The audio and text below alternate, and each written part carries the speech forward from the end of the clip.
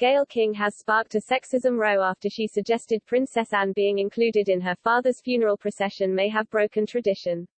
The CBS host led coverage of Prince Philip's funeral on Saturday for CBS. She asked Vanity Fair editor Tina Brown why Anne was the only woman walking behind the Duke of Edinburgh's casket in the procession. Traditionally, men follow the casket during a funeral procession, but Anne walked behind the Queen Mother's casket in 2002. Twitter users were quick to react to Ms. King. One wrote, "Gayle King has already demonstrated how little she knows about the royals with her numerous articles based on the word unproductive." Another added, "Gayle asked Tina Brown why Anne was in the funeral procession with the men. Princess Anne is Prince Philip's only daughter." A third person said, "I don't see why she was surprised. Princess Anne even walked for the Queen Mother funeral procession. And I find it disrespectful of her to even question. Princess Anne was his only daughter. Of course, she was going to do that." The BBC's coverage of the funeral of the Duke of Edinburgh was watched by an average of almost 7 million people. The corporation devoted almost 4 hours to the event, led by veteran broadcaster Hugh Edwards.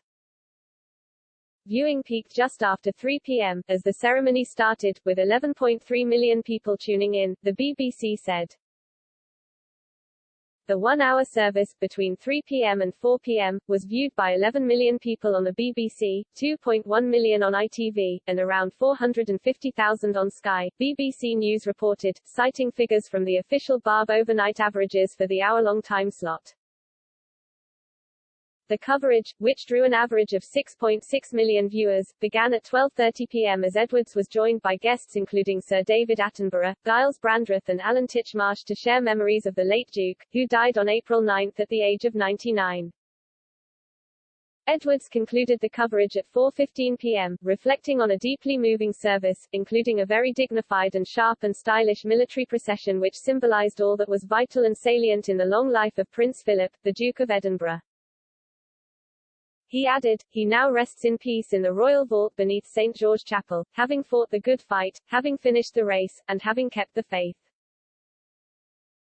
Ahead of the event, Edwards wrote in The Spectator, "In 4 hours of live broadcasting, watched by an audience of millions, the focus is on accuracy and tone.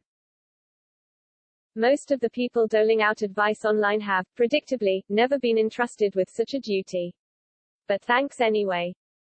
The corporation received 110,000 complaints about its coverage of Philip's death, after it cleared its schedules and put mirrored coverage on BBC One, BBC Two and the News Channel. The complaints were the highest number ever published in the UK about television programming and made coverage of Philip's death the most complained about piece of programming in BBC history.